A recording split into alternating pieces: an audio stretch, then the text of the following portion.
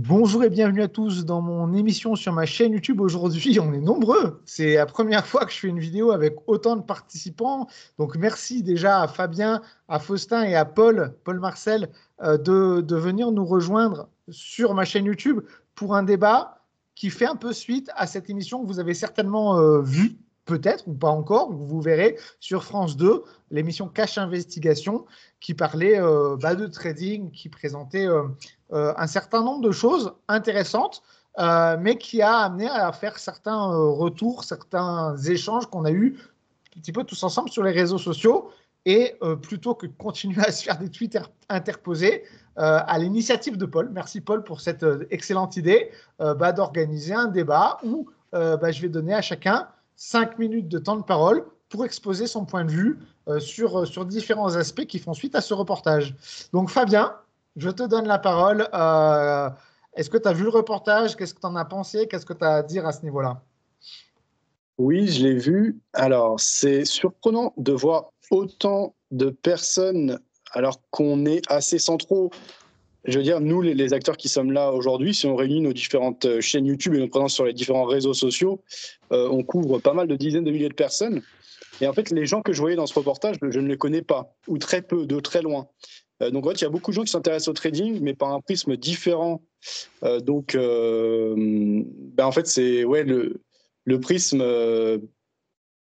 je vais être péjoratif, mais en gros de ceux qui connaissent pas bien la finance de marché, donc qui sont là que par le biais des influenceurs et qui sont vraiment des proies faciles pour des business models où on encaisse la perte du client. Et quoi de mieux pour ça que de passer par les produits OTC, puisque le broker n'a pas à transmettre les ordres sur un marché centralisé, mais se met simplement en face.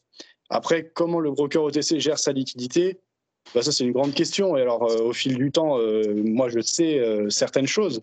Et voilà, vous aussi, voilà, parce qu'on connaît ces métiers directement ou indirectement. Alors, c'est pas aussi caricatural et simple que de se dire les brokers encaissent les pertes des clients, encore que dans certains cas, pour le cas de petits brokers, et il y en a beaucoup, en fait, des petits brokers, c'est aussi simple que ça, quasiment. Mais par contre, si on commence à parler du top 5 des brokers de produits OTC, c'est pas aussi simple que ça. Alors, effectivement, les conditions sont pas aussi bonnes que ce qu'on peut trouver sur les produits centralisés. Donc, moi, dans ma vision des choses, de toute façon, les produits OTC et les brokers de produits OTC ne seront qu'une passerelle pour tendre vers les produits centralisés qui permettent de construire finalement ces produits. Mais moi, personnellement, je travaille avec IG depuis longtemps et je suis très content de travailler avec IG. Je pense que l'offre de service qui est proposée est convenable et à la hauteur des attentes d'un certain public et correspond à des besoins. Après, c'est sûr que voilà, quelqu'un qui a moins de 10 000 euros, traiter des options, des CFD ou des turbos chez IG, ça me semble cohérent puisqu'il n'a pas à payer les frais qu'on va avoir sur des marchés plus professionnels, donc les produits listés, où il y a des abonnements au flux donné, etc., qui représentent quelques dizaines jusqu'à un peu plus de 100 euros par mois en moyenne. Sur certains marchés spécifiques, on va aller à plus cher que ça, mais du coup, c'est quand même des marchés professionnels où il y a une démarche de prendre des abonnements, etc., pour optimiser son trading, éventuellement payer la plateforme dans certains cas. Donc, les brokers OTC de qualité peuvent proposer une offre convenable et intéressante. Simplement, je dirais qu'il faut prendre le broker pour ce qu'il est, comme sur d'autres modèles d'affaires de la vie courante. Si on veut acheter une maison, soit on va passer par agence, qui va être le broker, soit on va aller sur le marché centralisé, donc faire par soi-même. Alors, dans le cadre de l'immobilier, l'avantage du broker, de l'intermédiaire, c'est qu'il va apporter un certain niveau de sécurité. C'est vrai, comme ce sont des très gros achats, si on a un dégât des eaux ou quelque chose qui n'était pas prévu et qui était un vice caché, eh bien, on sera plus à l'aise à avoir un conflit juridique avec une entreprise, une société qui a les assurances relatives, qu'avec un particulier. Dans le cadre des voitures, c'est pareil. Si j'achète et surtout si je vends ma voiture, soit je passe par le broker, on voit pas mal de pubs à la télé en ce moment pour racheter les voitures, etc. Ou le garage, là, il va me faire un spread de malade, il va me faire un prix de rachat vraiment dégoûtant et lui va la remettre à peu près à neuf et la revendre beaucoup plus cher. Ou alors je vais sur la centrale, sur le marché centralisé.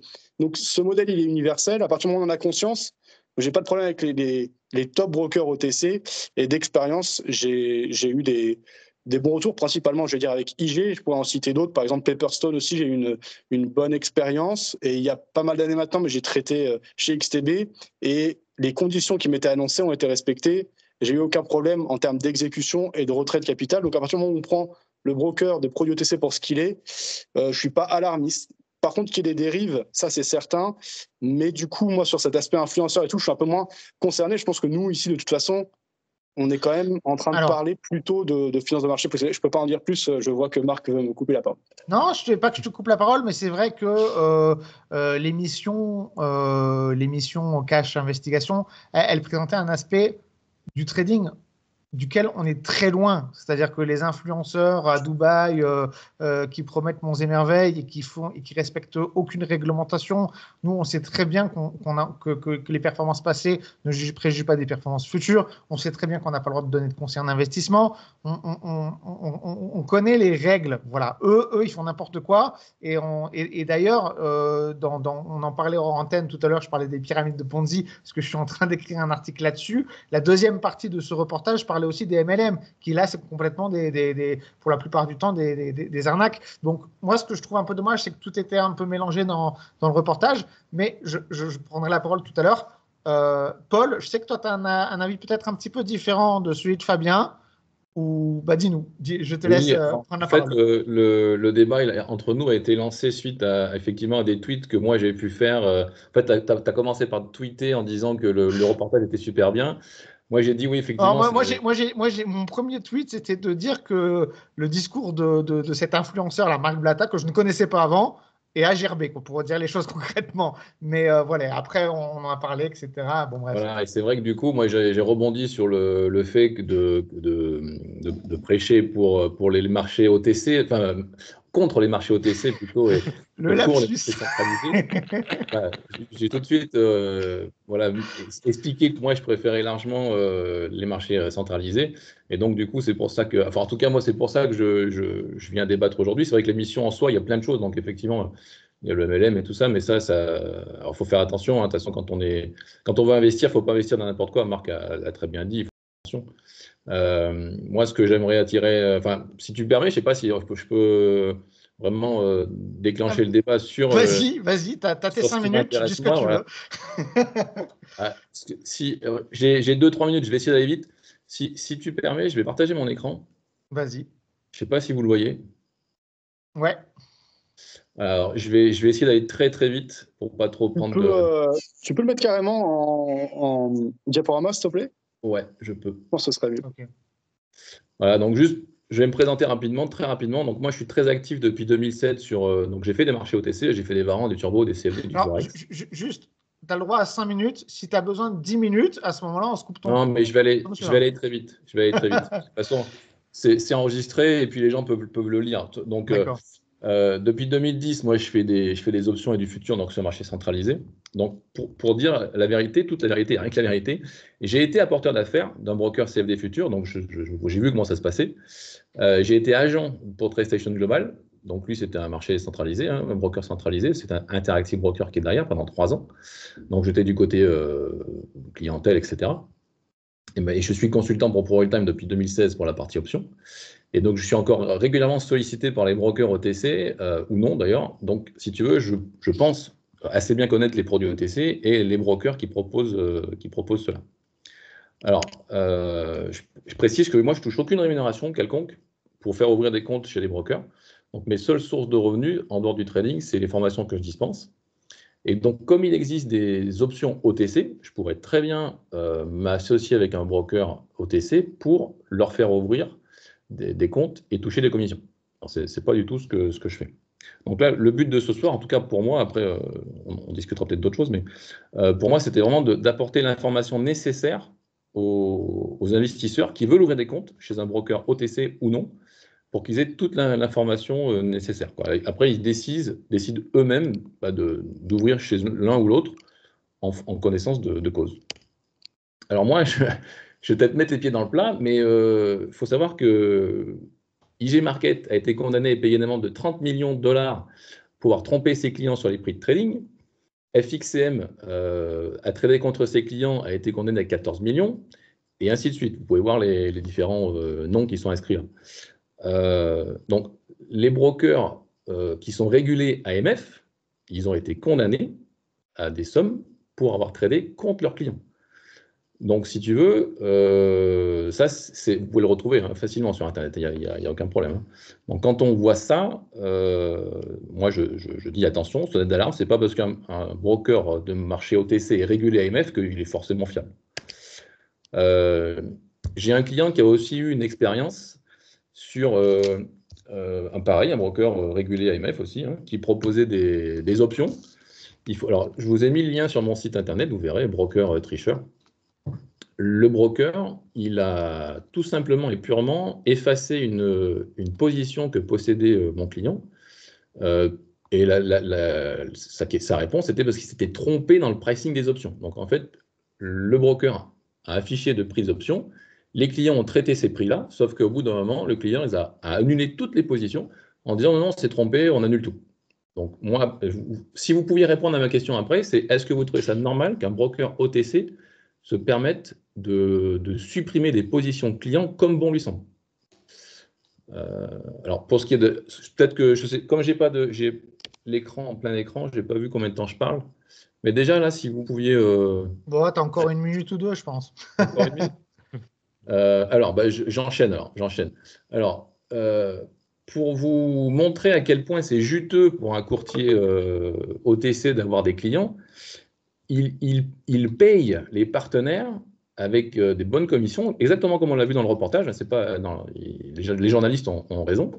Il faut savoir que, par exemple, là, je vous ai mis un exemple d'un contrat qu'on peut trouver. Si vous faites ouvrir à un particulier un compte OTC, lorsqu'il a fait 10 trades seulement, 10 trades sur des options OTC, le broker va vous donner 150 € si le client a déposé 1000 €. Donc, ça fait pratiquement 15% de commission sur le dépôt, pas sur les trades, pas sur les commissions générées, sur le dépôt total. Alors, pour info, un broker centralisé, chez ProRoytime, Interactive Broker, TradeStation, etc., un aller-retour sur un micro-option ou micro-futur, en commission, c'est entre 0,80 centimes et 3 $, selon les actifs que vous allez trader. Donc, je ne sais pas si vous vous rendez compte le nombre de commissions qu'il faut arriver à générer de trades qu'il faut passer pour arriver à payer des commissions qui vont de 150 à 610. Donc, le broker OTC a une marge, génère une marge beaucoup, beaucoup plus importante que le broker centralisé. Donc, voilà, moi, je pose la question, d'où vient cette marge? Moi, j'ai une réponse qui est la mienne. vous ferez la vôtre. Mais voilà, alors j'ai encore d'autres slides derrière, mais déjà par rapport à tout ce que je vous ai donné comme information, j'aimerais avoir votre retour si vous voulez bien. Ok, alors merci pour tes explications, ta présentation. Tu nous as fait ça de façon très professionnelle avec un PowerPoint. Faustin, est-ce que tu veux prendre la parole? Avec plaisir. Alors moi, j'ai pas fait de PowerPoint professionnel. En revanche, j'ai travaillé pour un courtier, en l'occurrence OTC, mais pas que, pendant 3 ans. J'ai été aussi analyste marché et je me suis aussi occupé un petit peu de la partie partenaire. Donc, je connais très bien ce modèle des brokers. J'ai d'ailleurs aidé aussi des personnes à développer des sociétés de courtage, notamment en CFD OTC. Et le problème de ce reportage, c'est qu'on ne va pas dans le fond des choses. Déjà, un premier point qui a été dit par Celtinvest, les commissions que vont toucher les affiliés lorsqu'ils vont introduire des clients. En réalité, sur le papier, c'est écrit 800 $, 500 $, 1000 $. Mais en réalité, il y a d'autres paramètres, d'autres métriques à regarder.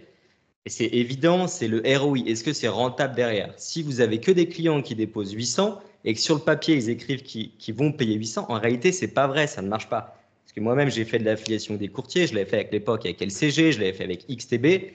Ça reste des courtiers qui sont pour moi solides. Je peux vous dire qu'on n'est pas payé si on n'a que des petits clients qui ne vont pas faire de volume et qui ne vont pas rapporter de l'argent au broker.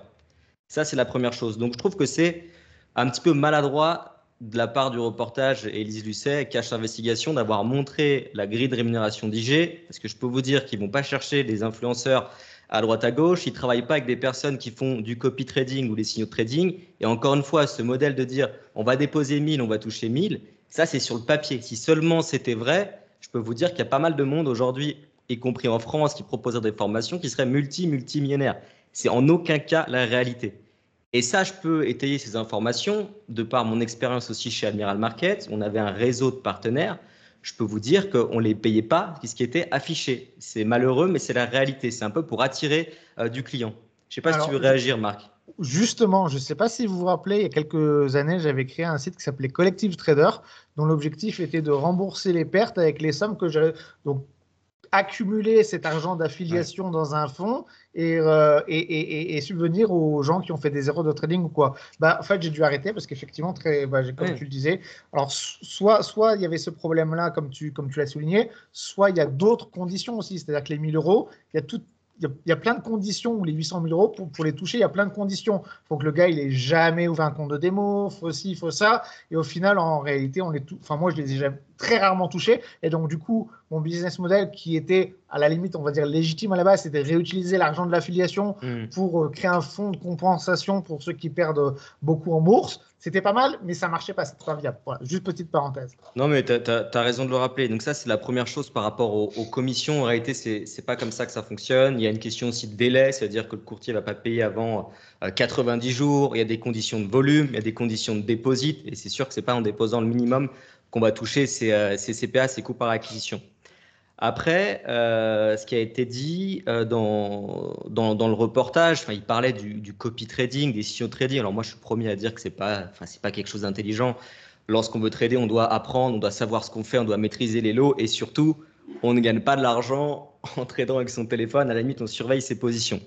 Et ces personnes qui font du copy trading, ce que les gens généralement ne savent pas, quand on voit ce reportage, en tout cas, c'est pas clair, c'est que c'est des courtiers qui ne sont pas réglementés. C'est des groupes qui ont des réglementations, mais là où les clients sont envoyés, c'est du 100% offshore. Ça peut être les Bermudes, je ne vais pas citer le broker, ce n'est pas le but non plus. Ça peut être Saint-Vincent, mais ce n'est pas des réglementations offshore, c'est aucune réglementation tout court.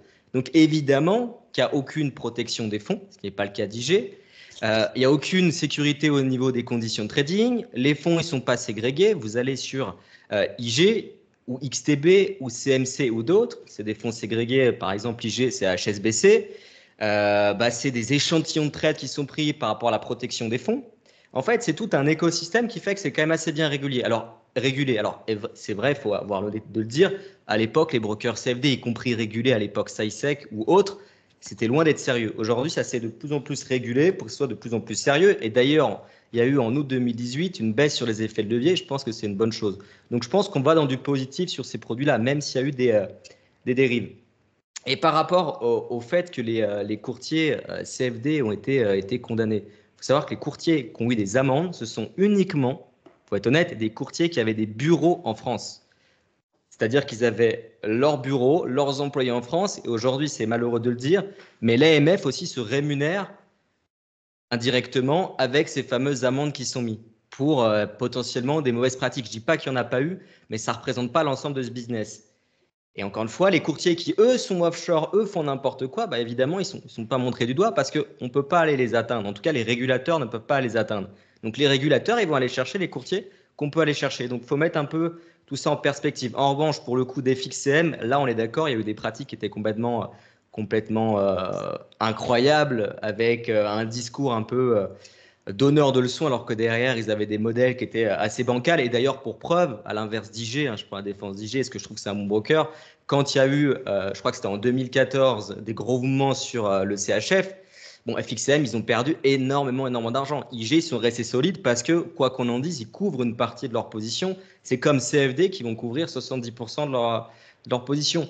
Donc, le discours de dire OTC, futur ou options centralisées ou quoi, en fait, ce n'est pas le bon discours. Il faut trouver le bon produit par rapport à son type de trading. Évidemment, quelqu'un qui va faire du scalping, il ne va pas faire du scalping sur du CFD. Il a besoin d'une précision. Il va aller avec un broker futur, avec le carnet d'ordre. En revanche, quelqu'un qui fait du day trading, il peut très bien le faire avec IG, avec le stop garanti ou avec d'autres produits. Donc, il y a un gagnant, un perdant lorsqu'on parle de trading, que ce soit sur les futurs, avec, il y a un acheteur, un vendeur, un gagnant, un perdant, que ce soit sur les options, sur les achats d'options, la contrepartie, ce sont les vendeurs d'options, etc., etc. Donc, il y a toujours un gagnant, un perdant.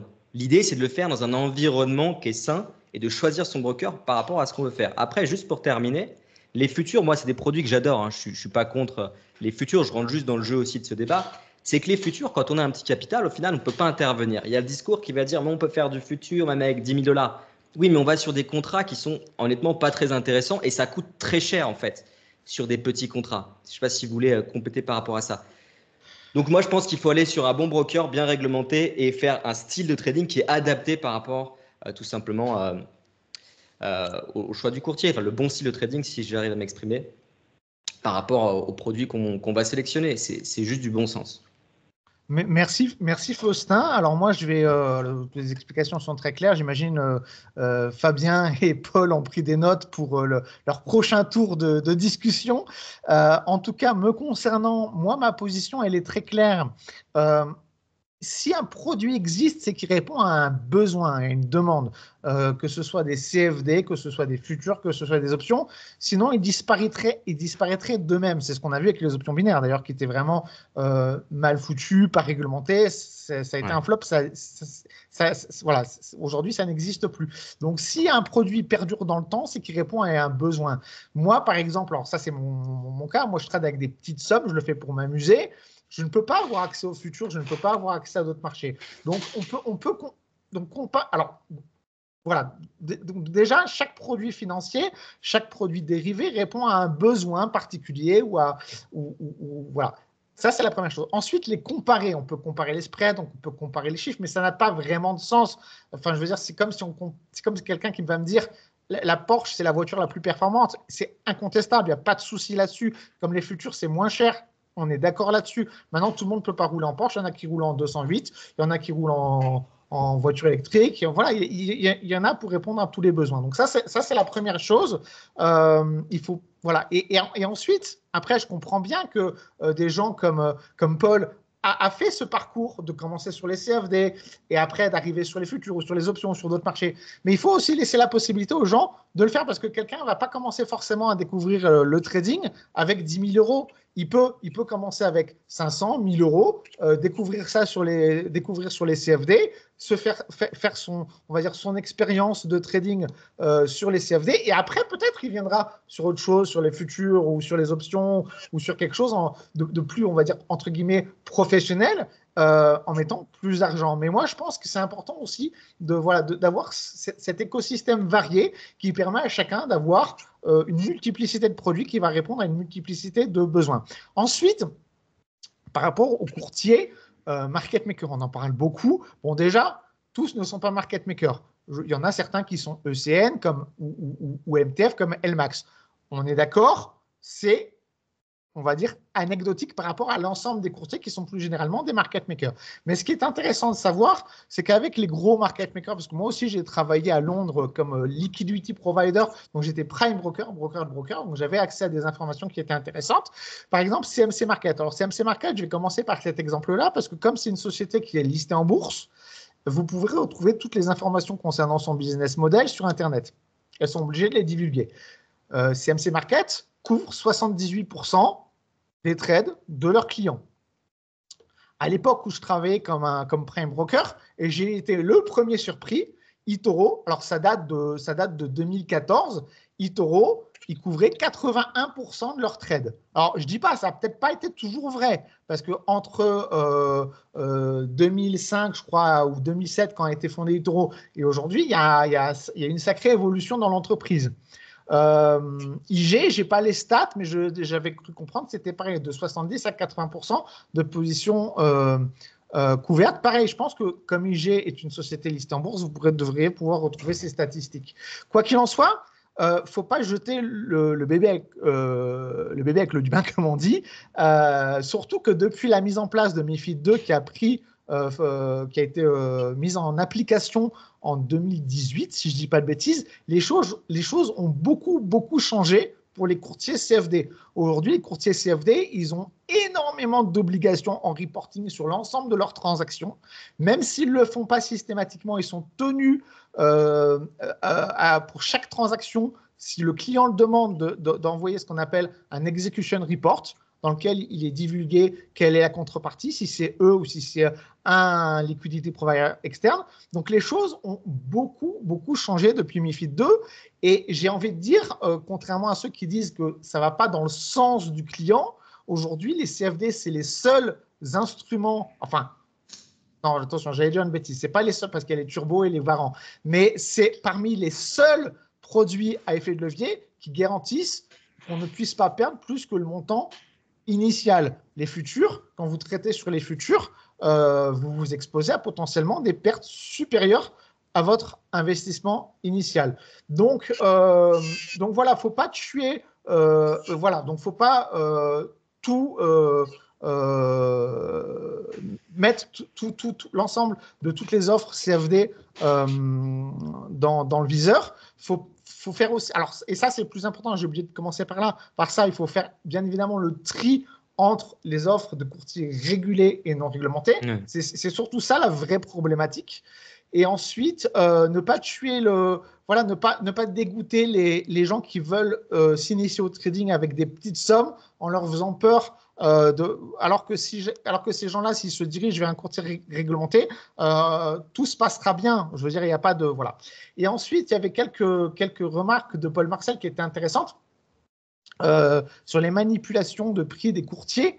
Ça a existé, c'est vrai, ils ont été sanctionnés pour ça, ce qui prouve que les régulateurs font leur travail, c'est comme une bonne chose, mais il y a aussi des manipulations de prix sur les marchés centralisés. Il ne faut pas oublier que l'AMF, son rôle premier, c'est les manipulations de prix sur les marchés centralisés. Et pour les ordres qui sont annulés, c'est vrai que ça peut paraître choquant, mais là, j'ai un article de l'AMF d'Euronext qui a, je peux partager mon écran aussi, Euronext qui a... comment je partage mon écran? C'est ici. Partager l'écran. Ici. D'Euronext qui a annulé des ordres de bourse parce que les cours étaient aberrants. Donc, les erreurs techniques, ça peut arriver même avec des places boursières. Et si effectivement, il y a une erreur technique ou autre, bon, bah, les transactions sont annulées, c'est possible. Alors, c'est embêtant, c'est gênant, surtout quand ça nous arrive à nous, surtout quand on était en gain, mais ça peut arriver. Voilà. Voilà, me concernant, je crois avoir fait moins de 5 minutes. Ouais. Je laisse à nouveau la parole à Fabien, si tu veux, si tu as quelque chose à rajouter. Merci. Ouais, je vais essayer de parler vite parce que j'ai noté pas mal de choses. Alors, déjà, il faut considérer le broker, quel qu'il soit, comme ce qu'il est. C'est-à-dire le broker, on n'est pas marié à son broker. Le broker, c'est juste une option. Ça doit être vu comme ça. Et si à un moment donné, tu as une mésaventure, un litige, un désaccord, un prix qui n'est pas bon, bah, théoriquement, si tu as bien fait les choses, toi, en tant qu'investisseur, ça ne doit pas être plus pénalisant que ça. C'est-à-dire, voilà, c'est facile de tout le temps rejeter la faute, mais il faut prendre ses responsabilités. Et théoriquement, si tu as bien fait la chose, bah, s'il te fait un mauvais prix une fois, 2 fois, 3 fois, et qu'il ne joue pas le jeu derrière, qu'il n'est pas honnête, juste change en fait. Ce n'est pas la concurrence qui manque. Donc c'est ça que je dirais, instaurer le rapport de force et le considérer comme il est. Pas oublier que le commercial que tu as au bout du fil, le sales, qui est sans doute très sympa parce que c'est son métier, c'est sa formation, c'est pas ton copain. Donc ça c'est vrai dans tout business, hein, mais voilà, donc je considérais ça. Voilà, tendre vers les produits listés. Pour moi, en fait, quand on parle de produits dérivés, les brokers OTC, en fait, doit être un tremplin vers les produits listés. Et à la limite, on peut toujours garder un compte parce que dans certains cas extrêmes, par exemple lors de la crise Covid, où il y avait un assèchement de liquidités sur les marchés centralisés régulés, les market makers ne jouaient plus le jeu sur les futurs. Et c'est souvent ce qu'on voit dans les épisodes extrêmes. Et bien là, en fait, pendant la crise Covid, pendant plusieurs jours, je crois même pendant quelques semaines, il y avait de meilleures conditions sur CFD, par exemple sur certains produits, le DAX que j'ai en tête, mais sûrement sur d'autres aussi, que sur futurs, que sur marché centralisé. Bon, bah là, toi, en tant qu'investisseur, que trader, tu dois aussi être malin et jouer avec ça. Et à ce moment-là, il faut être prêt. Alors, soit tu mets vite de l'argent pour en profiter, ou soit tu as déjà de l'argent dessus et tu en profites. C'est une remarque que je voudrais faire. Alors oui, je voulais réagir à plusieurs choses qu'a dit Paul. Tu disais que chez un broker en particulier, il y avait un trade qui avait été annulé et que c'était une mauvaise pratique. Bah, effectivement, alors après, il faut voir. Hein, mais en tout cas, si on se comporte bien commercialement, il faudrait au moins qu'il y ait une compensation. Je comprends que c'était une aberration totale et qu'on parle de plusieurs dizaines de milliers d'euros. Si c'est un problème technique, voilà. Mais derrière, c'est quand même une erreur de sa part. Est-ce que tu peux citer le broker dont il s'agissait ? Ou pas ? Je peux. Après, si tu veux, comme il n'y a rien d'officiel au niveau… justement, il y a eu un arrangement entre le client et ce broker, mais tout ce que je peux dire, c'est que c'était un gros broker qui a une très bonne place en France et qui fait des options et qui est régulé AMF. Donc il n'y en a pas 50. Hein. Je voudrais juste dire que, imaginons, alors je ne sais pas sur quel produit c'était, mais comme on parle de produits à effet de levier, etc., si pour une raison ou un problème technique, il y a une mauvaise cotation et qu'on parle de sommes vraiment déraisonnables, complètement dingues, ça ne me choque pas. Par exemple, sur les marchés centralisés, Euronext, souvent, ils ont des bugs, du coup, ils bloquent la bourse et il n'y a pas de scandale autour de ça, quoi. Et des fois, il y a des ordres qui sont annulés, comme l'a dit Marc. Donc, pour moi, ça ne me choque pas plus que ça, à partir du moment où, voilà, on se comporte bien et on dit, là, il y a eu une erreur, on l'explique, on la démontre et on l'assume. C'est ça que je voudrais dire. Après, tu donnais l'exemple des amendes, c'est très intéressant. Il faut les étudier, les amendes. Et là, du coup, je passe un peu pour le défenseur des brokers OTC, ce qui n'est pas mon cas. Et il faut se méfier des brokers OTC. Et je dirais juste, attention, parce que ceux qui ont des amendes, c'est souvent les plus sérieux des brokers OTC, parce que les moins sérieux, en fait, ils passent sous les radars parce qu'il n'y a même pas d'interlocuteur et que c'est tellement bidon, tellement de l'arnaque qu'ils ne se prennent pas d'amende. Donc, il faut quand même bien entrer dans le détail de l'amende, comprendre pourquoi. Et même des très grosses institutions financières se prennent régulièrement des amendes. Et parfois, il y a des litiges qui sont compliqués à estimer, à étudier. Là, j'ai en tête un exemple un peu extrême qui serait sur BNP, qui s'est pris une amende de 10 milliards de dollars parce que pendant un temps, ils avaient continué à faire du business avec l'Iran et que c'est totalement interdit. Bon, bah là, tu rentres dans quelque chose. Voilà. Je ne dis pas que c'est aussi poussé que ça hein, par rapport aux produits OTC, c'est souvent effectivement de la manipulation. Et il y en a eu, il peut y en avoir. Et il y a du conflit d'intérêt potentiel sur les produits OTC, donc ça, je ne le remets pas en question. Par contre, il faut bien rentrer dans le détail de l'amende, comprendre qui fait quoi. Et au moins, une amende, c'est une certaine transparence, quoi. On sait qu'il y a quelqu'un qui nous protège. Donc, voilà, je ne dis pas que c'est des enfants de cœur, les brokers OTC, mais qu'il faut quand même considérer les amendes et pas prendre ça comme... Il y a plein de brokers qui sont petits, du coup, qui n'ont jamais eu d'amende et qui pourtant sont bien moins bons que ces gros. C'est ça que je veux dire. Deal d'apporteurs d'affaires sur futur, oui. Bah, il y a des deals aussi d'apport d'affaires sur futur. Alors, pour les plus gros, c'est vrai que moi, pour les produits centralisés, je passe par Interactive Brokers, comme beaucoup, et c'est excellent. Ils ont atteint une taille critique donc, ils peuvent se permettre ça. Après, il faut aller aussi regarder du côté des différents business models. Récemment, on avait fait un live avec Marc sur les ETF. Et d'ailleurs, Marc et Faustin ont fait toute une formation dédiée aux ETF. Et on est quand même dans la finance de marché. Donc, il y a toujours un business model derrière un produit qui est proposé. Et bah voilà, en ce moment, il y a les taux d'intérêt qui sont élevés. Il faut, par exemple, voir comment est rémunérée la liquidité qu'on a chez un intermédiaire. Il faut, dans le cadre d'un ETF, par exemple, voir comment se construit le business model. Est-ce que c'est juste quelques points de base? Est-ce que l'argent est fait sur le lending, etc. Donc voilà, de manière générale, quel que soit le produit, c'est vrai que les produits centralisés, ils sont là depuis, pour certains, des centaines d'années pour les marchés futurs, organisés par des institutions qui sont fiables, le CME, Euronext, etc. Mais ça n'empêche pas d'aller quand même au bout des business models pour bien comprendre tout ce qui se passe, tout ce qui se joue. Et je pense que c'est notre rôle aussi, nous qui avons tous chacun notre petit média et certains plus ou moins développés, parce que par exemple, Paul, lui, il se présente plus comme formateur, mais aujourd'hui, quasiment tout le monde a aussi une chaîne YouTube, donc joue un rôle de média. Donc voilà, c'est à chacun après de creuser, d'échanger, exactement comme on le fait aujourd'hui. L'euro franc suisse, oui, alors ça c'est intéressant parce que c'est un cas critique et un exemple extrême, et c'est souvent en finance de marché dans les exemples extrêmes, et il y a même un dicton qui dit, c'est quand la mer se retire qu'on voit qui se baigne nu. Ça peut s'appliquer à plusieurs choses, mais en finance de marché, c'est souvent intéressant dans les cas critiques, on voit qui est solide, qui a l'air insolide et qui ne l'a pas. Mais en fait, ce qui est un peu bizarre, c'est dans le cadre en tout cas des FXM, puisqu'on en parlait, c'est ce qui a fait le plus grand bruit. Ben, en fait, s'ils ne seraient pas du tout couverts, ils n'auraient pas fait de perte. Au contraire, ils auraient gagné de l'argent puisqu'ils auraient pris les pertes des clients. Là, le fait qu'ils se retrouvent en perte, c'est qu'ils devaient assumer des positions en face des banques que leurs clients ne pouvaient pas. Mais c'est-à-dire qu'ils avaient bien des positions en face de leurs clients. Alors que d'autres brokers, je pense à XTB par exemple, eux, à ce moment-là, ils avaient gagné, je crois, 17 millions. Il faudrait regarder les chiffres précis en tête. Et ben en fait, si tu gagnes de l'argent, à ce moment-là, c'est juste qu'il y a eu des appels de marge et que tu avais géré ta liquidité. Enfin bref, cette affaire, il faut creuser, l'étudier, pourquoi pas aller plus loin. C'est intéressant. Je donne quelques pistes de réflexion. Je n'ai pas de discours final à ce sujet, mais juste, voilà, les cas extrêmes, c'est souvent très intéressant. Les business models, j'en ai parlé. Oui, sur Futur, il y a quand même les micro-contrats.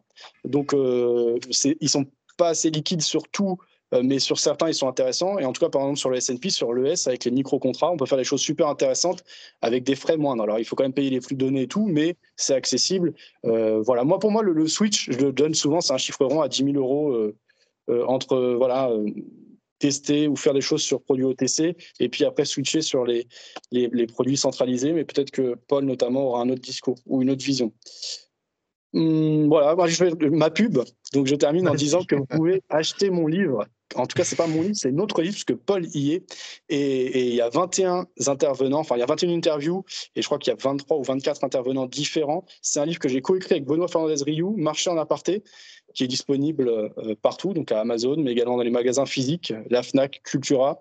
Et je viens de le lire, puisque j'avais jamais eu l'objet entre les mains. J'avais simplement, bien sûr, fait les interviews, etc. Mais avoir l'objet entre les mains et le lire, j'en suis très fier. Il est très agréable à lire. Il y a un côté romancé dans les parcours de chacun qui est très utile. Hein. Qu'on soit débutant, plus expérimenté, je pense que c'est un bel ouvrage. Donc, vous pouvez vous le procurer.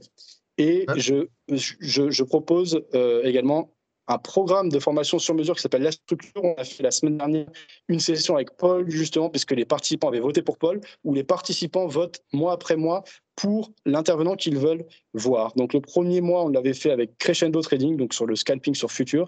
Le deuxième, sur les options avec Paul Marcel. Franchement, c'était très sympa. Je pense que Paul a passé également un bon moment. Et voilà, renseignez-vous. C'est tout pour Super. moi. Merci. Félicitations pour ton livre, Fabien. Alors, tu as un tout petit peu dépassé, donc je vais autoriser Faustin et Paul aussi un tout petit peu dépassé, 7 minutes. On n'est pas à la minute près, mais voilà, pour plus d'équité dans le débat. En tout cas, merci. Et Fabien, je crois que très probablement prochainement, je vais t'inviter sur ma chaîne YouTube pour que tu nous parles plus en détail de ton livre parce que c'est très intéressant. Merci. Paul, je te laisse la parole. Allez, Merci. encore 7 minutes. Je vais essayer de faire plus court. Donc déjà, c'est vrai que le livre de Fabien, effectivement, si je suis dedans, c'est forcément qu'il est bien. Non, il est super. Ça s'inspire un peu de Market Wizard, donc c'est vraiment très intéressant. Donc moi, j'en suis à ma partie, donc j'ai encore pas mal d'autres acteurs à faire, mais c'est vrai qu'il est vachement intéressant. Et puis d'ailleurs, je note que dans tes 2 formations que tu as fait jusqu'à maintenant, c'était sur des marchés centralisés, Fabien. Oui, pour répondre à la manipulation des prix sur les marchés, Marc, quand il y a des manipulations sur les marchés centralisés, ce n'est pas le broker qui fait la manipulation, c'est d'autres intervenants avec des sociétés de high frequency trading ou des gens qui ont des algos de trading qui manipulent les marchés, mais ce n'est pas le broker qui manipule le marché. Alors que dans le cas des CFD, c'est bien le broker qui a manipulé le marché. Donc pour moi, c'est 2 choses différentes. C'est un petit peu comme si on te crevait les pneus et tu découvres que c'est ton garagiste qui crève tes pneus parce qu'il sait que tu vas aller chez lui pour changer les pneus. Donc, je fais une espèce de métaphore, mais pour moi, c'est un petit peu ça. Alors oui, par rapport au broker, au contrat futur, j'ai encore partagé mon écran si vous voulez bien. Juste pour rebondir sur un truc que je trouve important quand même, là on est sur le fonctionnement même du market maker CFD et par rapport au marché centralisé. Là, je vous ai fait une copie d'écran de la chaîne d'options. Tu peux mettre en plein écran, s'il te plaît, Paul ? Ah oui. Désolé. Non, mais tu as raison. Tu as entièrement raison. Voilà, je vous ai fait une copie d'écran de la chaîne d'options de Pro Real Time concernant le crude oil. Donc, marché centralisé, le gros contrat. On voit qu'on a des prix. Donc là, on a le ask et le bid. Alors, sur un marché centralisé, si j'ai envie d'acheter ce call, par exemple, si je l'achète au prix du marché, je vais payer 2,60. Si moi, je n'ai pas envie de payer 2,60 et je veux payer 2,58, je vais mettre un ordre à 2,58 et je vais passer devant les market makers. Donc, mon ordre à moi va venir se remplacer là. Le 2,60 va disparaître et mon ordre de 2,58 va s'afficher à l'écran. Et alors, toute la planète entière va voir cet ordre. Et s'il y a un vendeur qui veut vendre à 2,58, il va pouvoir sélectionner mon ordre à moi. Alors que sur un marché OTC, vous avez beau viser le mid-price, le prix moyen, le broker CFD, il va garder son prix à lui. Parce que vous mettre en relation ses clients, ça ne l'intéresse pas. Ce qu'il veut, c'est faire son spread à lui. Et donc, vous allez beau mettre un prix qui soit intermédiaire, en aucun cas, votre prix sera affiché. Vous ne pouvez traiter que contre le broker OTC. Alors, dans un marché centralisé, vous traitez avec la planète entière. Donc ça, c'est pour moi aussi un point très important parce que du coup, si vous arrivez à être exécuté au mid-price, au prix moyen plutôt qu'au ask ou au bid, vous faites de sacrées économies au fil du temps par rapport à un broker OTC.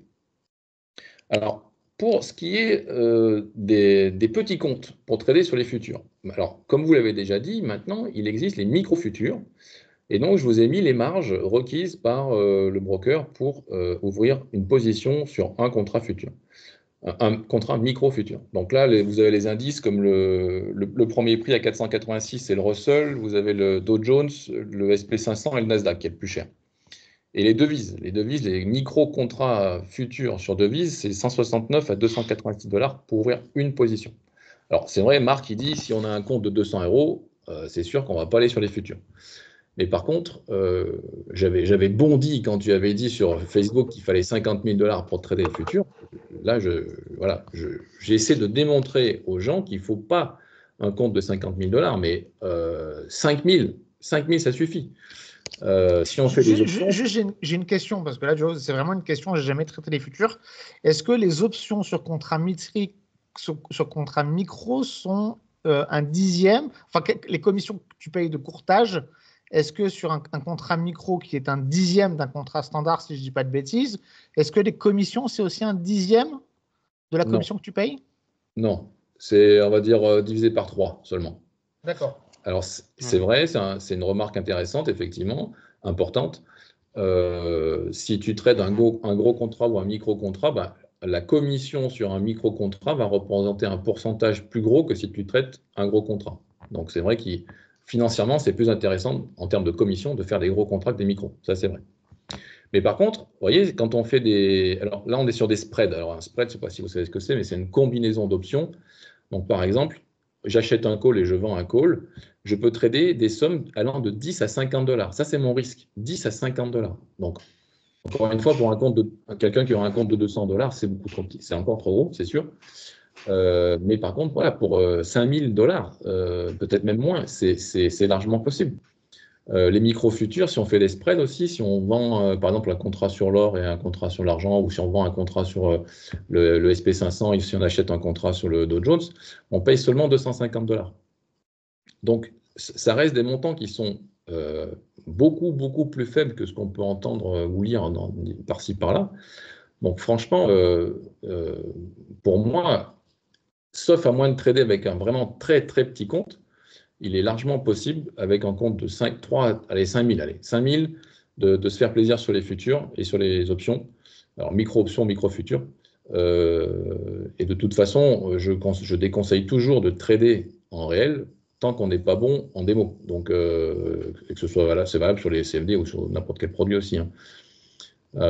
Donc, voilà, il faut vraiment, par rapport à ça, prendre avec des pincettes le fait qu'on doit avoir un gros compte pour trader, c'est pas nécessaire.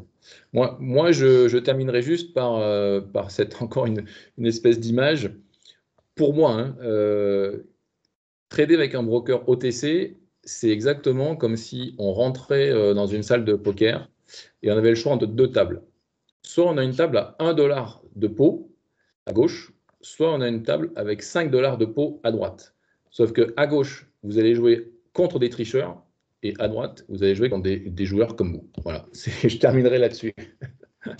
D'accord, merci, merci Paul. Faustin, c'est à toi. Alors moi, j'ai déjà donné tous mes arguments. J'ai pas grand-chose à rajouter. Après, je trouve que c'est un peu fort quand même ce que dit Paul. D'une certaine manière, de comparer les brokers CFD à des tricheurs, je trouve ça un peu limite quand on connaît les coûts des réglementations et la manière dont ils sont structurés aujourd'hui. Encore une fois, comparer le broker CFD réglementé avec le contrat, les brokers futurs, hein, pas comparer les futurs avec des brokers CFD non réglementés. Et souvent, en fait, on mélange tout. Ça revient à exactement ce qui a été fait sur le reportage de Cash Investigation. Après, juste peut-être pour réagir sur les futurs, tout à l'heure, c'était présenté par Paul, le Forex sur les contrats futurs. Bon, le Forex de base, c'est un marché gré à gré. Il y a très, très peu de volume sur les futurs sur le Forex. La plupart des gens qui traitent le Forex vont le faire de manière OTC. Donc, si vous voulez faire du Forex, généralement, vous allez plutôt avoir intérêt à passer par un LMAX que par des contrats à terme, de mon point de vue. Après, c'est vrai que c'est intéressant tout de même ce qui a été partagé par Paul, qui montre les marges sur les futurs. Mais c'est toujours pareil, il y a un coût qui est assez énorme en réalité. Ça a été dit en termes de frais. Quelqu'un qui a un compte de 5 000 qui va traiter les futurs, déjà, il n'est pas sur les contrats standards, donc il n'y a pas les mêmes volumes. Ça, c'est évident. Donc, c'est moins intéressant. Les conditions, d'une certaine manière, sont moins bonnes. Et il y a des frais qui sont assez importants. Pour quelqu'un qui fait du scalping, à la limite, je peux comprendre. Pour quelqu'un qui a besoin d'utiliser le volume profile, le VWAP ou les outils comme ça peut être intéressant. Mais pour quelqu'un comme moi qui va faire du day trading, qui va rester peut-être 3-4 heures sur le marché avec une position ouverte, je n'ai pas spécialement d'intérêt d'aller sur les futurs dans la mesure où j'ai confiance en mon broker. Et je rebondis du coup ce qui avait été dit par Fabien. C'est vrai que s'il y a une mauvaise pratique par un courtier, on peut changer de broker. Et même d'ailleurs, j'invite les personnes à ne pas trader qu'avec un seul courtier, d'avoir plusieurs brokers. Ce n'est pas interdit aussi d'avoir un broker futur, d'avoir un broker CFD, d'avoir un broker pour faire des ETF, par exemple avec Interactive Broker ou de Giro. Et c'est d'ailleurs ce que font pas mal de traders, parce qu'on a des avantages dans l'un et dans l'autre. Je pense notamment au Stop Guarantee, qui est un outil qui est incroyable en cas de gap. Marc en a parlé aussi, du coup je vais me répéter, mais la protection contre le solde négatif, je le répète, c'est une protection légale contre le solde négatif. Donc ça peut être intéressant dans certaines stratégies. Quelqu'un qui va investir sur des futurs peut perdre plus que son capital investi. Alors bon, évidemment, ça reste quand même assez rare si on sait gérer un minimum ses risques. Et après, il y a aussi un élément que j'aimerais rajouter. Souvent, on dit 80% des gens perdent lorsqu'ils font des CFD. Sur les futurs, c'est exactement la même chose. Si on parle de clients de détail, c'est exactement la même chose. C'est juste qu'on n'a pas les mêmes informations. Moi, j'accompagne des gens depuis pas mal de temps, des personnes qui vont faire des futurs ou des CFD, plus ou moins, encore une fois, dans du day trading, sur stratégie équivalente, ont plus ou moins les mêmes résultats. Et après, pour mettre en perspective ces chiffres, parce qu'on réagit quand même à Cash Investigation, qui disait il y a 8 chances. Donc déjà, ce n'est pas des chances, 8 chances sur 10 de perte. Je trouve que le mot chance, pareil, il est un peu limite. Et pour moi, le trading, c'est un métier, c'est un business comme un autre. Et aujourd'hui, quelqu'un qui va monter une société, qui va monter une entreprise, qui va monter un restaurant, je pense qu'il a aussi 8 chances sur 10 de ne pas tenir dans les 2 ans qui suivent. Voilà, c'est la réalité. Donc, le trading, c'est un métier compliqué. Il ne faut pas dire que c'est simple. Mais que vous soyez sur des CFD, des turbos futurs, peu importe les produits, vous devez avoir une stratégie, vous devez avoir un plan de trading et passer par des intermédiaires sérieux, des brokers sérieux. Récemment, Marc, je me souviens, on était sur Facebook et tu t'es retrouvé un peu embêté parce que tu as ton compte Facebook qui a sauté, il y a eu un bug mondial sur Facebook. Donc, ça arrive avec toutes les sociétés, que ce soit des brokers futurs, que ce soit IG ou ce que vous voulez. Donc, effectivement, on n'est jamais à l'abri. Moi, quand je travaillais pour Admiral Market, c'était arrivé aussi qu'on ait, pour le coup, Metacote qui avait eu des difficultés, ça va impacter une partie de nos clients.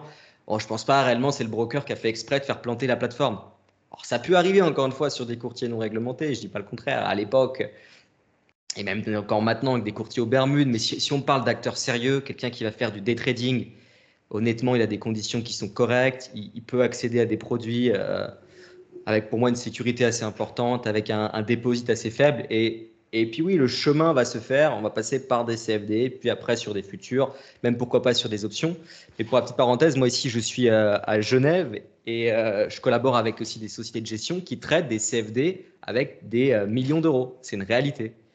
Je vais peut-être d'ailleurs les citer. Altor Capital Group, par exemple, eux traitent en partie des CFD.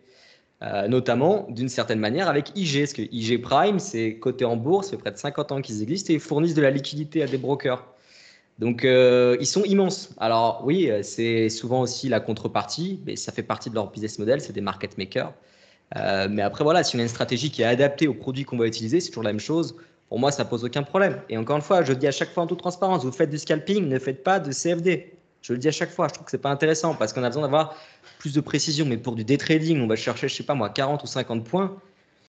Même s'il y a un petit spread qui gonfle un peu, même si on a une exécution qui était un peu moins bonne, honnêtement, est-ce que ça va changer grand-chose? Non. Voilà. En revanche, là, je ne suis pas d'accord avec Paul pour faire du Forex sur les futurs. Alors, on va être en désaccord là-dessus, mais sinon, dans l'ensemble, je pense que voilà, les CFD ou les futurs sont des produits qui sont intéressants, mais ça dépend de ce qu'on fait. C'est toujours la même chose. Et j'en ai terminé. Merci Faustin, c'était très intéressant aussi. Alors moi, je vais rebondir, j'ai pris quelques notes sur chacune de vos interventions. Donc, c'est vrai, ce que dit Paul est tout à fait juste. Hein, sur les futurs, on a des possibilités qu'on n'a pas sur les CFD. Par exemple, on peut traiter dans le carnet, on peut traiter dans le spread. Ouais. On peut se positionner comme comme taker et comme maker, donc comme fournisseur de liquidité ou comme preneur de liquidité. Donc, c'est un autre univers. Et encore une fois, je ne vais pas comparer les futurs et les CFD. Hein. Comme j'avais dit tout à l'heure, on ne peut pas comparer une Porsche à une 208. Forcément, la Porsche, c'est mieux. Et même si on prend les micro-futurs, qui serait la Porsche sans option de base, prix catalogue, voilà, et ben ça sera toujours mieux qu'une 208 avec toutes les options. On est d'accord, il n'y a pas de souci là-dessus. Donc ça, voilà. Maintenant, après, moi, la comparaison n'a pas lieu d'avoir parce que celui qui va aller sur les futurs, comme tu l'as dit, c'est celui qui a 5 000 euros. Quelqu'un qui débute, et moi, quand j'ai débuté, je n'ai pas débuté avec 5 000 euros. J'ai traité à un moment donné avec des sommes plus importantes. Après, je suis revenu à des sommes moins importantes parce que je n'étais pas à l'aise. Ça représentait une trop importante partie de mon épargne et je n'étais pas à l'aise avec ça. Moi, je préfère traiter des CFD avec moins de 1 000 euros, voire moins de 500 euros, mais être à l'aise et garder en tête que cet argent, je peux le perdre plutôt que me forcer à mettre plus d'argent. Je pourrais mettre plus d'argent, mais pour accéder à des marchés futurs qui ne m'offriraient pas un énorme avantage parce que moi, je ne fais pas du scalping. Voilà. Ça, après, il en faut pour tous les goûts. Et après, par rapport au compte de démo, alors moi, j'ai une toute petite divergence de point de vue avec Paul là-dessus. Moi, la démo, c'est une grosse erreur de rester trop longtemps en démo. Moi, je préfère orienter des gens sur un petit compte réel avec 50 ou 100 euros, comme CMC ou Honda, où tu peux traiter vraiment des toutes petites transactions pour commencer à avoir un petit peu cet aspect perte d'argent. Parce que même si tu trades avec 50 ou 100 euros, bon, bah, si tu les crames, il faut quand même ressortir la carte bleue et recommencer. Et ça, c'est une grosse différence psychologique que de rester pendant longtemps en démo. Bon, ça, après, chacun a sa pédagogie, chacun a sa façon de voir les choses. Et après, je voulais aussi revenir. On a parlé un petit peu des manipulations de marché. Et dans l'imaginaire collectif, et ça, je voulais quand même éclaircir la chose, dans l'imaginaire collectif, j'ai souvent entendu sur les réseaux sociaux, les manipulations de marché, c'est aussi la bonne excuse souvent des traders pour expliquer leurs pertes. Toi, Paul, tu fais des formations, Faustin aussi, toi, tu as géré des forums, Fabien. On le sait, les traders particuliers, souvent, ils aiment bien accuser le broker, la connexion Internet, les marchés de leurs pertes. Et dans l'imaginaire collectif et la manipulation de marché, c'est un truc qui va créer des grands… Donc, on se prend une tendance dans le mauvais sens. On va dire, mais c'est des manipulations de marché. Et je voulais rappeler quand même que ce soit sur Euronext ou que ce soit les market makers, les courtiers qui ont été épinglés pour l'avoir fait et qui ont reçu des amendes, les manipulations de marché, c'est des dixièmes de pips ou des pips, c'est très très faible. Et d'ailleurs, quand je travaillais pour des courtiers, il y avait une tendance à l'époque, on appelait ça des sneaky markup. Donc sneaky markup, c'était 1/10 de pips sur l'exécution qui était rajoutée sur le logiciel de bourse. Alors bien sûr, ce n'étaient pas les meilleurs courtiers qui faisaient ça, mais ils rajoutaient un slippage systématique. Et c'est ce qui a été reproché à FXECM, notamment, c'est d'implémenter des slippages systématiques. Donc, ce n'est pas des trucs où ils vous ont décalé le marché de 150 points pour vous faire perdre. C'est des sneaky markup. Donc ça, pour les manipulations de marché, je voulais être clair là-dessus. Tu donnais un exemple, je ne sais pas si, Faustin, tu t'as dit un truc qui m'a fait penser à quelque chose, IG Prime qui fournit de la liquidité. En fait, quand je travaillais chez Oanda à Londres, il faut savoir que chez Oanda, donc c'est purement d'origine canadienne, un courtier CFD, historiquement sur le Forex, qui avait été fondé à l'époque par 2 scientifiques, Michael Stom et un autre, et Richard Olsen. Il faut savoir que nous, on avait énormément chez Oanda de clients institutionnels. Pourquoi? Parce qu'on faisait le vrai rôle de market maker chez Oanda. Le vrai rôle de market maker, c'est le même que celui sur les futurs, c'est de fournir de la liquidité. Et Oanda, à l'époque, c'était… Alors, à l'époque, parce que les choses ont changé, la direction est partie, ça a changé, ça a évolué. Et ça… Bon, bref. Mais à l'époque, c'était le seul courtier qui était capable de vous garantir un spread bid-ask pour une liquidité garantie. Et ça, c'était un truc unique qu'on avait chez Oanda, et du coup on avait plein de hedge funds suisses et d'asset managers suisses qui venaient chez Oanda pour avoir cette liquidité garantie. C'était une valeur ajoutée. Donc en OTC, on a des choses qu'on ne peut pas avoir sur les marchés réglementés, comme les stop garanties, comme un certain nombre de choses qui peuvent être bien comme pas bien. Après, il faut prendre l'ensemble de l'offre et juger si elle est pertinente pour nous ou pas. Et pour conclure, je ne vais pas citer le nom du broker parce que j'ai un doute. Il me semble que c'était un gros broker CFD français avec un logo rouge, mais je ne suis pas sûr. Ils avaient un client en Israël qui faisait du daily d'initié. Et ce courtier-là, il faut savoir qu'ils ont ce qu'on appelle le Direct Market Access sur leur CFD. Et ce gros client en Israël utilisait les CFD pour faire du daily d'initié sans que ça se voit. Il s'est dit, à travers les CFD, je vais pouvoir acheter des actions de cette entreprise sans que les régulateurs voient que je m'expose. Et ben, les régulateurs à l'époque, je crois que c'était la FCA, a quand même remarqué des volumes importants sur la bourse de Londres sur cette action, parce qu'en Direct Market Access, ce courtier-là vous garantit de la couverture quasiment automatique. Et du coup, ils sont remontés avec une enquête jusqu'au client final qui faisait du deal initié en passant par les CFD. Donc voilà, c'est pas tout noir, c'est pas tout blanc, c'est gris. Et après, il faut choisir l'offre qui, moi c'est mon discours. Il y a un menu qui est très large, il y en a pour tous les goûts. Choisissez ce qui vous plaît. Voilà. Belle conclusion. Moi, je suis d'accord avec toi. Je sais que tout le monde n'est pas d'accord avec moi. Comme c'est un débat qui est enregistré, vous pouvez mettre vos questions en commentaire. S'il y a des questions à destination de Paul, vous pouvez le taguer parce qu'il a une chaîne YouTube. Et idem pour Faustin, idem pour Fabien. Taguez-les en commentaire. Posez vos questions ou à moi-même, à chacun des intervenants. Merci à tous. Merci Paul, merci Fabien, merci Faustin de vous être donné au jeu du débat qui n'est pas facile quand on n'a pas les mêmes opinions. Mais ça a été très cordial et c'était un plaisir d'organiser ça. Ouais, justement, c'est bien comme ça. Les gens, justement, ils ont différents points de vue et après, ils se font leur propre opinion. Si vous étiez tous, si j'étais pas là, évidemment, les CV, ce serait super. Alors, voilà, non, parce que Fabien, il était. Bon, bref. En tout cas, n'hésitez pas à poser vos questions en commentaire. Le débat peut continuer en commentaire. Je dis juste, attends, avant de quitter, je veux juste dire, tu vois, je ne savais pas qu'il y avait l'expression sneaky market, donc j'apprends tout le temps. Markup. Sneaky markup, c'est marrant comme expression. Il faut avoir travaillé comme prime broker pour connaître ce genre de choses. Voilà. Je n'avais jamais entendu non plus. Ouais.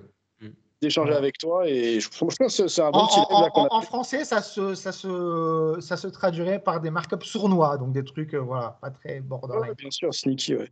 Et je trouve que le reportage est bien quand même. Le reportage de France 2 est bien puisque au moins il met en garde le grand public et c'est ce qu'il faut leur tenir comme discours parce que le problème c'est que tu peux pas rentrer dans le niveau de subtilité dans lequel on est si tu n'as rien à voir avec le marché.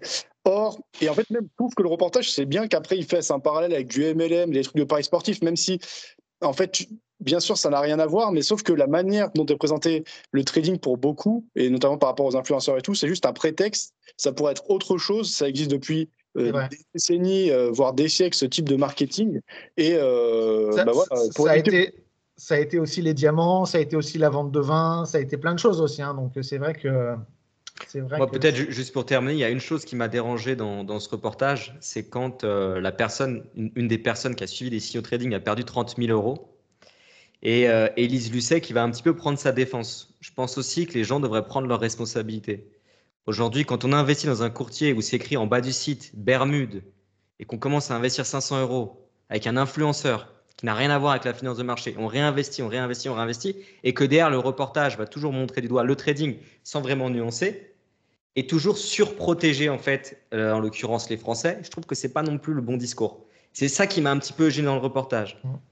Je suis d'accord avec toi, sauf qu'on ne connaît pas le discours qu'a eu Marc Blata avec cet investisseur. Si ça se trouve, il a dit t'inquiète pas, c'est garanti, il n'y a aucun risque, machin. On ne connaît pas le discours. Même si on le voit sur les brokers, je veux dire, moi demain je garantis à quelqu'un de faire du 250% par mois. Si la personne me croit, il y a un problème quelque part. Puisque j'ai des personnes qui se sont fait arnaquer avec des personnes qui usurpaient mon identité, en l'occurrence. C'est pour ça qu'on a quitté Discord. Et c'était ce type de discours-là. Les gens, après, tombent dans le panneau. Il faut aussi responsabiliser ces clients-là, ces personnes-là, je pense. T'as bien raison. Attends 2 secondes. Dans le reportage, le cas extrême, c'est quand même le mec qui met 200 000 euros. Déjà, quand même, je crois qu'il était joueur de tennis professionnel avant. Mais n'importe quoi. Il met 200 000 euros de paris sur un match de hockey sur glace en Russie. Ouais, je sais. J'ai autorisé 30 secondes de mots de la fin à tout le monde. Paul, est-ce que tu veux rajouter quelque chose ? Non, je te remercie d'avoir fait ce débat. C'est vrai que moi je pense que c'était intéressant et on devrait avoir ce genre de discussion plus souvent sur peut-être d'autres sujets, mais c'était parce que du coup on a vraiment 4 expériences vraiment diverses Et à nous quatre, on a quand même pas mal d'années d'expérience. Et donc, voilà, on peut partager ça avec ceux qui vont regarder. Et je trouve que c'est très intéressant. Super. Et ben avec plaisir pour réinitier, refaire l'expérience, peut-être sur la chaîne de l'un de vous autres à l'occasion. À bientôt. Salut. Bonne soirée. Salut.